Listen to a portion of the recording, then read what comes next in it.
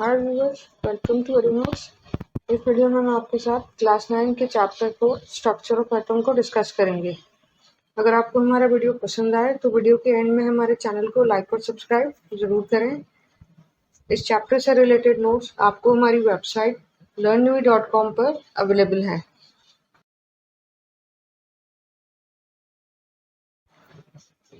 जैसा कि हमारा टॉपिक है structure of atom. So an atom and molecules, as we all know, are the building blocks of matter. The existence of different kind of matter around us is due to the different type of atom and molecule present in them. For a long time, it was thought that the atom are indivisible. काफी लंबे वक्त तक यही कहा गया कि atom जो है वो इंडिवाइजिबल है और उस जो भी है वो डिविजिबल इसके आगे फर्दर नहीं हो सकता है। So they do not have their inner structure. Indivisible है तो उसके अंदर कोई इनर स्ट्रक्चर नहीं है। We know now the atom are divisible and they do have a inner structure. अब हमें ये चीज़ स्टडी से क्लियर है कि एटम जो है वो डिविजिबल भी है और उसका अपना एक इनर स्ट्रक्चर भी है। Atom have smaller particle in them, जिन्हें हम क्या कहते हैं, सब एटॉमिक पार्टिकल। एटम जो है वो 3 तरह के सब एटॉमिक पार्टिकल से बना हुआ होता है, electron, proton and neutron. Electron जो है वो नेगेटिवली चार्ज है, प्रोटॉन जो है वो पॉजिटिवली चार्ज है, वेयर न्यूट्रॉन जो है वो न्यूट्रल चार्ज होता है। इसके अंदर किसी भी तरीके का कोई भी चार्ज नहीं होता है। प्रोटॉन और न्यूट्रॉन जो होते हैं, they are present in a small nucleus at the centre of the atom. Almost the entire mass of the atom is in the nucleus because the electron which are outside the nucleus have very small mass. Due to the presence of proton and nucleus has positive charge. Proton की presence के कारण जो nucleus है वो क्या है, positively charge है। Electrons are outside the nucleus. Electron जो है वो न्यूक्लियस के आउटसाइड में होते हैं। The electron in the atom revolve rapidly round the nucleus in a fix circular path, जिन्हें हम क्या कहेंगे, एनर्जी लेवल या energy shell. Since an atom on the whole is electrically neutral, इसके अंदर क्या होगा, हैविंग नो ओवरऑल पॉजिटिव या negatively charge. Therefore, the number of electron outside the nucleus equal रहेगा the number of proton inside the nucleus. Atom of all the element, सिर्फ इसमें एक exception है, हाइड्रोजन है। वो किसके बने हुए होते हैं, 3 तरह के सब एटॉमिक पार्टिकल से, electron, proton and neutron. Hydrogen atom जो है, they are made up of only 1 electron and 1 proton. It does not contain any neutron. The atom of different element differ in number of electron, proton and neutron.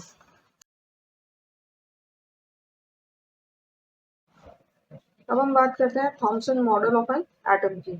So J Thomson, who discovered the electron in 1897, proposed the plum pudding model of the atom in 1904 before the discovery of atomic nucleus in order to include the electron in the atomic model. In Thomson atomic model, the atom is composed of electron. According to the postulates of Thomson atomic model, an atom resembles a sphere of a positively charged with electrons. इसमें कि negatively charged particles भी होंगे present inside the sphere. The positive and negative charge is equal in magnitude and therefore an atom has no charge as a whole and it's electrically neutral. जब positive और negative दोनों रहेंगे तो उससे क्या होगा, जो इक्वल जो मैग्नीट्यूड है वो इक्वल रहेगा, जिससे जो एटम होगा उसमें किसी भी तरीके का कोई भी चार्ज नहीं होगा और वो जो एटम होगा वो इलेक्ट्रिकली न्यूट्रल होगा। Thomson atomic model failed to explain how the positive charge hold on the electron inside the atom. It also failed to explain an atom stability. The theory did not mention anything about the nucleus of an atom. Atom के अंदर nucleus भी है, इस theory को भी Thompson atomic model जो थे वो एक्सप्लेन नहीं कर पाए थे, ना ही इस चीज़ को बता पाए थे कि इलेक्ट्रॉन जो है वो पॉजिटिवली चार्ज को होल्ड कैसे करते हैं इनसाइड द एटम।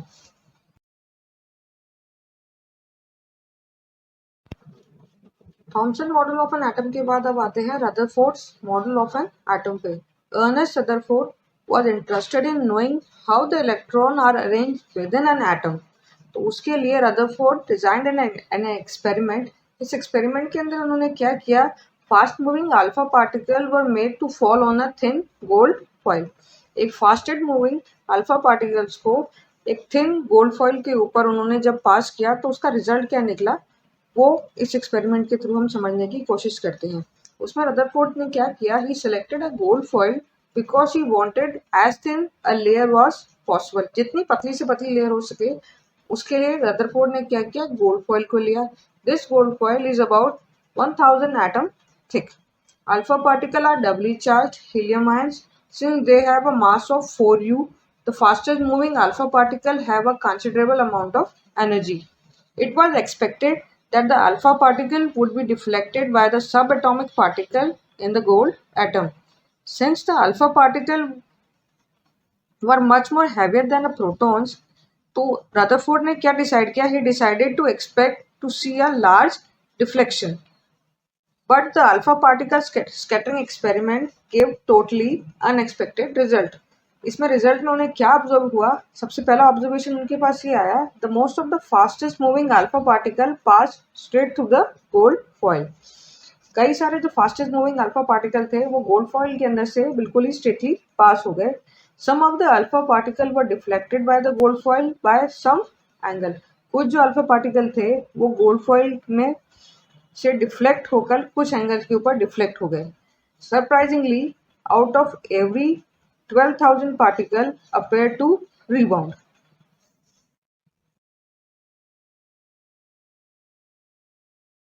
इन सब के माध्यम से रदरफोर्ड ने एक कंक्लूजन निकाला from the alpha particle scattering experiment, जिसमें कि क्या कहा गया कि most of the space inside the atom is empty because most of the alpha particle pass through the gold foil without getting deflected.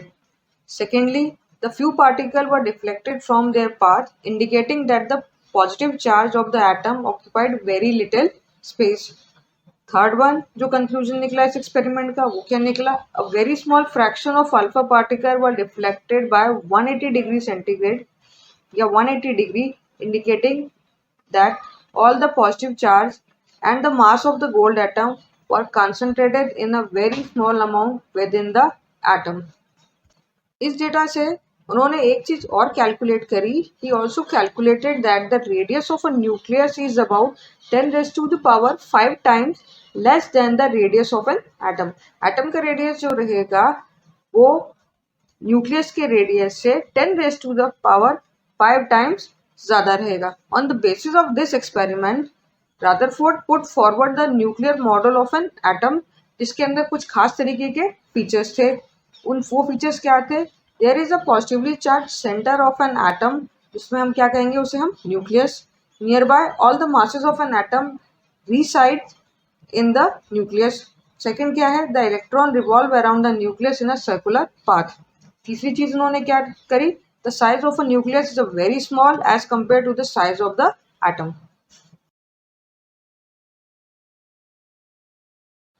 Now the drawbacks of Rutherford model of the atom.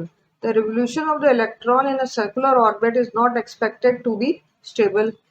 Second, any particle in a circular orbit would undergo acceleration. Third, during acceleration, charged particle would radiate energy, so the revolving electron would lose energy and finally fall into the nucleus. If this were so, the atom would be highly unstable and hence the matter would not exist in a form that we know.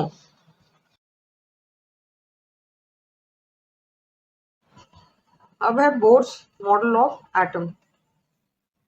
In order to overcome the objections raised against Rutherford model of atom, Neil Bohr put forward the following postulates about the model of atom. और वो postulates क्या थे, सबसे पहला क्या है, an atom is made up of three particles, electron, proton and neutron. Electron have negative charge, proton have positive charge, whereas neutron have no charge. They are neutral.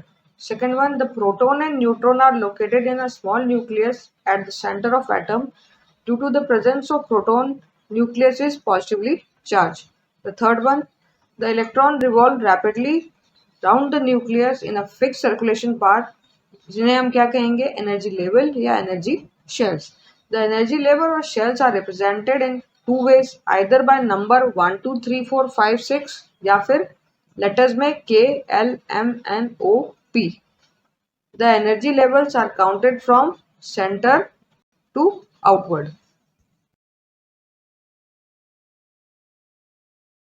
Fourth postulate क्या है? There is a limit to the number of electron which each energy level या shell can hold. जैसे example हुआ, first energy level है के जो hold करेगा maximum 2 electron, second है L which can hold 8 electrons, third energy level is M which can hold 18 electrons. Fourth energy level is N, which can hold maximum number of 32 electrons. Fifth है, each energy level or shell is associated with a fixed amount of energy. The shell nearest to the nucleus having minimum energy and the shell fastest from the nucleus having maximum energy. Sixth one is, there is no charge in the energy of electron as long as they keep revolving in the same energy level and the atom remain stable. The changes in the energy of an electron take place only when it jumps from lower energy level to higher energy level, or when it comes from down from the higher energy level to the lower energy level. अब बात करते हैं neutrons की। In 1932, Sir J. Chandwick discovered another subatomic particle which had no charge and a mass nearly equal to that of the proton, which was eventually named as neutron. Neutrons are present in the nucleus of an atom except hydrogen. Thus, the subatomic particle not present in the hydrogen atom is, जो सब atomic particle जो hydrogen atom में नहीं मिलेगा वो क्या है? Neutron. A hydrogen atom contains only one proton and one electron. A neutron is represented by a symbol n.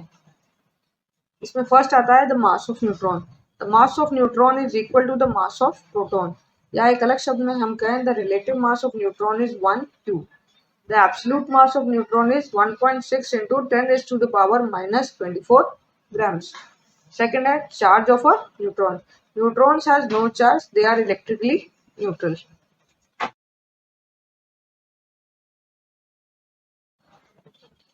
Now, how the electrons distributed in different orbit या shells. The following rules are followed by writing the number of electrons in different energy levels or shell. कुछ rule जो है वो पहला सबसे पहला rule क्या है? The maximum number of electron present in the shell is given by the formula 2n raise to the power square. Whereas n क्या है? ऑर्बिट नंबर और एनर्जी लेवल, जिसका इंडेक्स किससे आएगा? 1 2 या 3 से. And the maximum number of electron in different energy shells are as follows. जैसे हम एग्जांपल में दिखाते हैं, के शेल है उसमें अगर हम इस फॉर्मूला को रखें 2n raise to the power 2, तो 2 into 1 raise to the power 2 is equivalent to 2. Same as for L shell is 8, M shell for 18 and N shell for 32 and so on. इसके बाद क्या होता है? The maximum number of electron that can be accumulated in outermost orbit is 8. Maximum number जो रहेगा outermost orbit का वो कितना रहेगा? 8. The electron are not accumulated in a given shell unless the inner shell are filled. That is, the shell are filled in a stepwise manner. जब तक inner shell fill नहीं होगा, इलेक्ट्रॉन का accumulation अगले शेल के अंदर नहीं होगा. ये एक स्टेप वाइज मैनर में होता है. सबसे पहले जो के शेल है उसमें 2 रहेंगे, वो जब वो फिल्ड हो जाएगा तो फिर एल शेल की बारी आएगी जिसमें नंबर ऑफ इलेक्ट्रॉन्स रहेंगे 8, फिर M shell 18, N shell 32.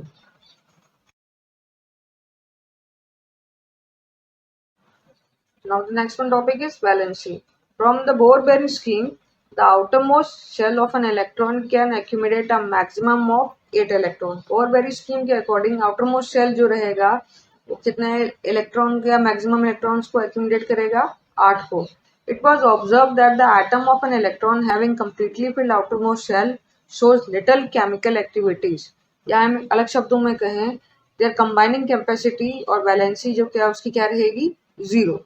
The combining capacity of an atom of other element, that is, their tendency to react and from molecule with atom of the same or different element, was thus explained as an attempt to attain a fully filled outermost shell.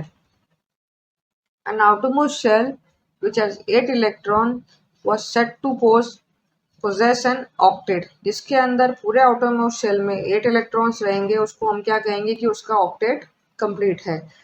Atom would thus react so as to achieve an octet in an outermost shell. This was done by sharing or gaining or losing of electron. अपना octet complete करने का process कैसा रहेगा? Sharing, gaining और losing of electron के through जो octet होगा वो आउटरमोस्ट शेल का वो कंप्लीट होता है. the number of electrons gain, lose, share so as to make the octet of electron in an outermost shell give us directly the combining capacity of an element. वो उसकी क्या कहलाएगी? Valency. Therefore, an atom of each element has a definite combining capacity, जिसे हम क्या कहते हैं? Valency.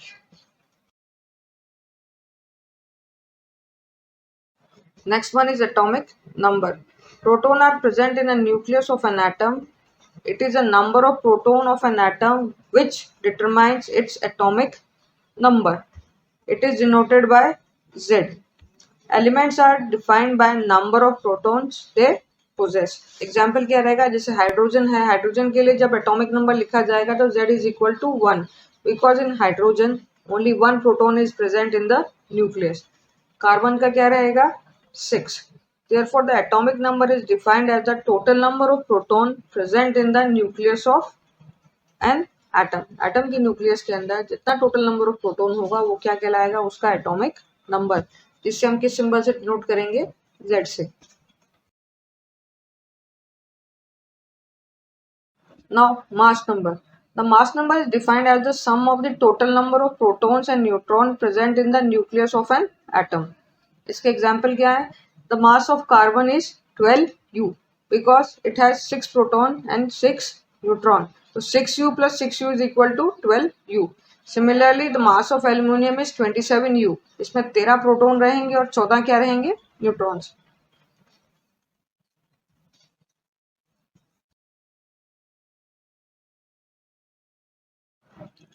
अब है isotopes. Isotopes are defined as the atom of the same element having same atomic number but different mass number. Isotope क्या रहेंगे? वो एटम जिनमें की जो सेम एलिमेंट के वो एटम जिनका की एटॉमिक नंबर सेम है लेकिन उनका मास नंबर क्या है? डिफरेंट है. एग्जाम्पल क्या है? कार्बन. कार्बन में दो तरीके के हैं, कार्बन 12 है, एक carbon 14. Same as chlorine. Chlorine में दो है, chlorine 35 and chlorine 37. Chlorine occur in a nature in a two isotopic form with the mass number of 35U and 37U in a ratio of 3:1.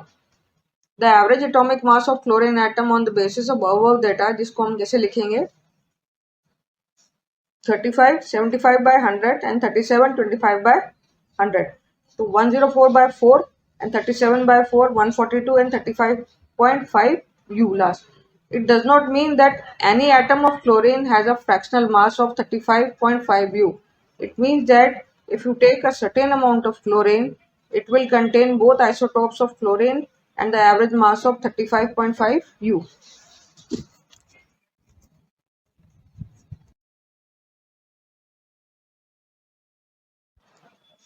And our last topic is isobars. The atom of different elements with different atomic number which have same mass number are known as isobars. Let us consider two elements, calcium atomic number 20 and argon atomic number 18. The number of electrons in these atoms is different, but the mass number of both the elements is 40. That is, the total number of nucleons in this nucleus is the same as the atom of this pair of elements. तो ये क्या रहेंगे? isobars.